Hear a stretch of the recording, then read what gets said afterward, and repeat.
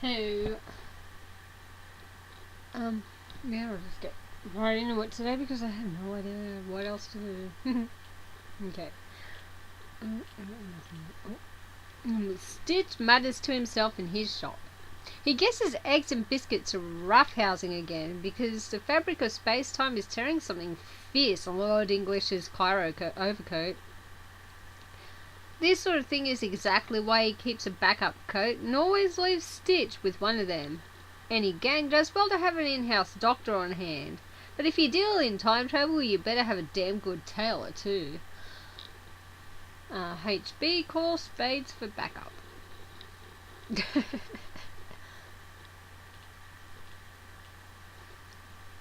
You tell Slick you to oh my god. You tell Slick to get his scrawny ass to the vault. There's goddamn bedlam down here. You tell him to ask Deuce for backup, but surprise, surprise, he's nowhere to be found. Big surprise, you tell him. You tell him that was sarcasm. He says he knows. The Slick says he'll be right there. He'll see if he can round up Droog for support.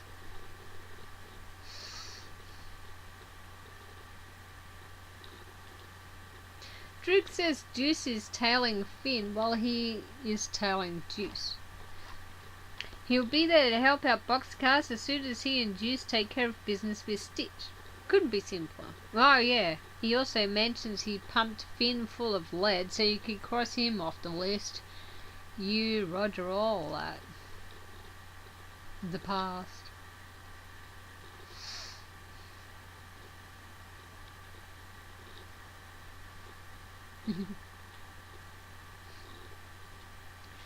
Finn busts into busts, okay, you think it'd be bursts, but busts, okay. Finn busts into Stitch's workshop, blubbering something about watching out for the little guy who's about to come in here. He says to watch out because he's got a bomb on his head, which is undoubtedly... Oh, I just woke up because you couldn't tell. Quite volatile, and even the slightest spark would surely set it off. Stitch sees Finn's obviously in pretty bad shape.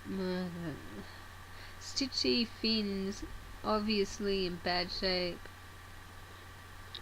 Sorry, I just keep thinking that should be Stitch sees Finn, who is obviously in pretty bad shape, but it feels like there's a word missing there. And checks his effigy. Sure enough, the thing's in tatters, but it should be just fine if it could be patched up before he bleeds to... the power. Death. 8 out of 15 green torsos dead. CD burst in thrusting bull penis cane. Everybody out of the goddamn way. You got a hat full of bomb, a fist full of penis, and a head full of empty.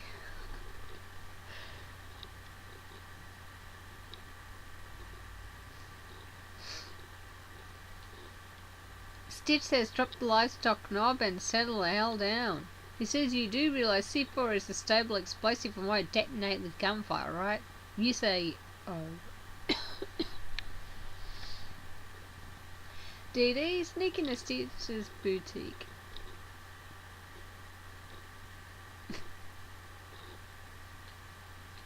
Drop it and get in. Don't bleed on the suit, Stitch says.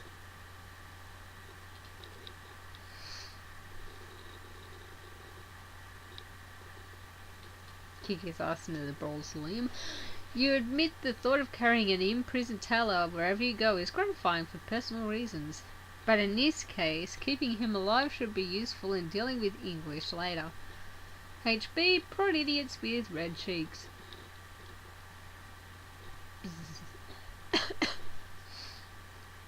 This predictably accomplished nothing. Taking your smut out of hiding turned out to be a very bad idea. Now copies from the future are appearing left and right, and these clowns have their paws all over it. Slick, where the hell are you? SS, remove crowbar's pin.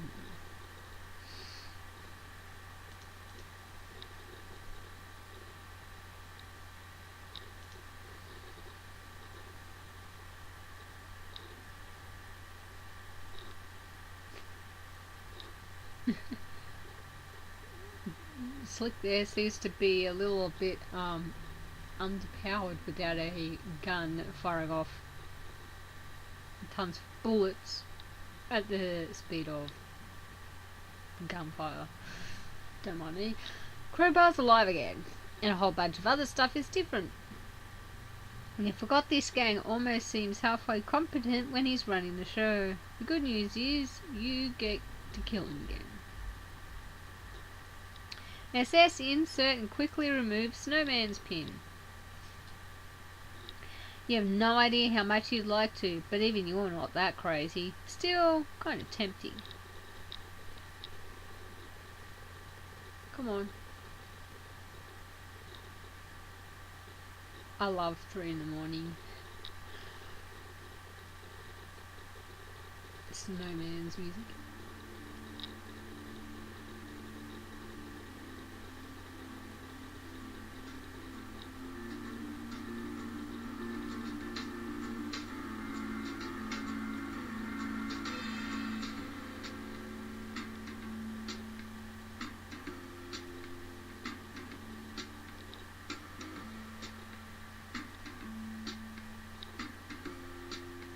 Hold still, Slick.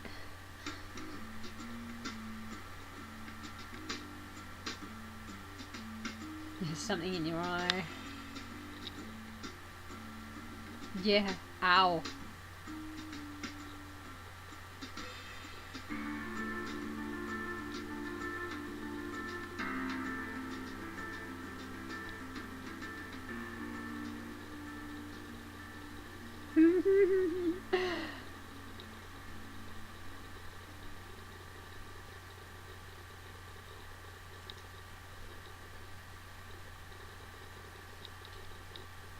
Everyone always ceases gunplay when Snowman's around. If you kill her, you destroy the universe.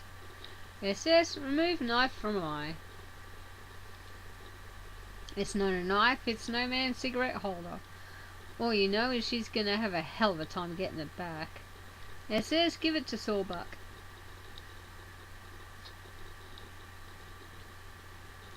You chuck the lance at Sawbuck, but of course it's only a flesh wound. Seems like that's the only sort of wound you could ever inflict on the copulent lover. Oh.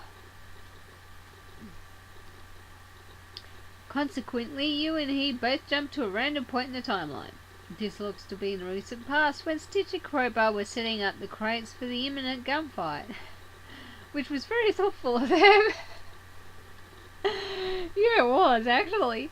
Your goon should be showing up any minute with the heavy firepower. For now, you've got to drop on everything. SS kills something out of rage and frustration. Stitch gets the business end of your saber rattle. Knee's dead. In this timeline, at least. SS, bring knives to gunfight.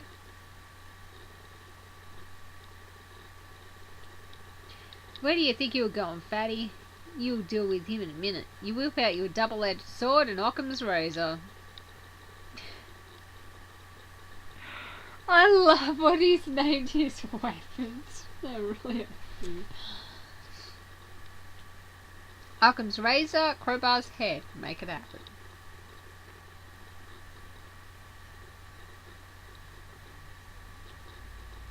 Crowbar deflects the King of Spades into Sawbuck's unmissable carriage. You jump far into the past. Yeah. Years in past. It's slick as a, exile. Yeah.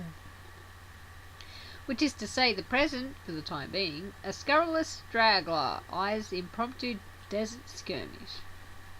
He dismisses them as a bunch of ill-mannered rogues warranting no further investigation, although he gives a small nod of approval to the plain and serviceable hat worn by one of the combatants, which strikes him as an absolutely smashing display of good fashion sense. Yeah.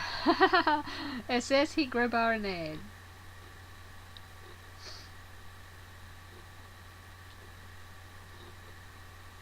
You can't kill him yet. You need him alive to return to the original timeline. You will be taking that crowbar, however, though. Take the crowbar. That crowbar is useful in the right hands. It says stuff him in your deck of cards. And legs everywhere. You cram him in the war chest. Swordbuck you need to keep alive too for the moment. Not to return to the right timeline, but the right time. Speaking of which, where's the tubby think he's waddling off to?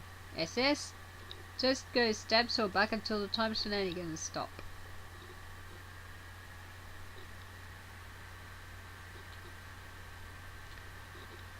You treat him to a bit of the old bait and switchblade. You appear in the future. You guess this is after the gunfight is over. A gunfight that never took place since you killed/kidnapped everyone who was supposed to be involved. Looks like only Boxcars is here. SS carry Swordbuck like Titan Atlas will carry the world.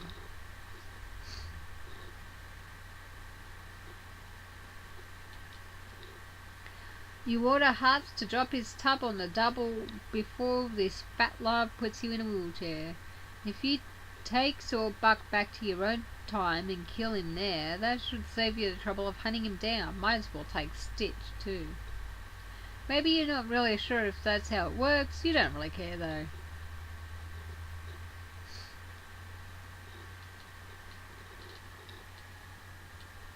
You dump them in the rat tub, then stick the tub in your own deck of cards. But you give Boxcars back his sorted literature, which he'd carelessly left in plain sight. No one will ever catch you leaving your smut around. And even if you did, that copy of Terrier Fancy magazine could belong to anybody. No one could prove nothing. Oh my god, that is so hilarious. Oh, the only time I've read this is the first time I read it. And mind you, I've only read it once. And him having Terrier Fancy as a smut, and his kid alternate self, because he's one of those people that's in every game session, is hilarious. SS, stick Crowbar's pin back in again.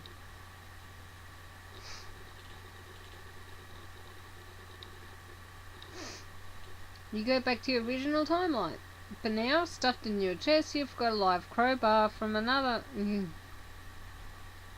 timeline. Brought to the timeline where he's supposed to be dead. So you guess now he's alive in this timeline, which is the part defined by his death. Okay, whatever. You should probably just kill him again anyway. Also, Swordbuck from another timeline is in there too. So you guess now there are 2 Swordbucks? This is getting kind of dumb.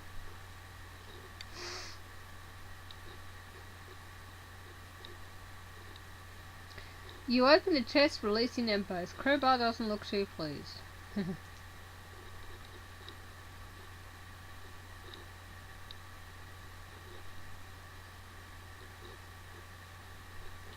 You deflect his gunfire into the awesome gravitational pull of Swordbuck's astonishing girth.